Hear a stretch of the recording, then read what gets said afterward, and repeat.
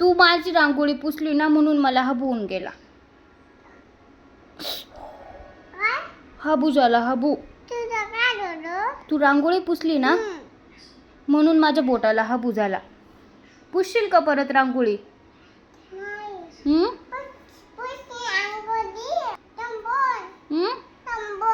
काय दुखतंय?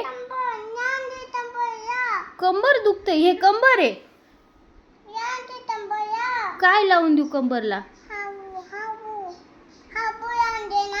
हे पोट आहे.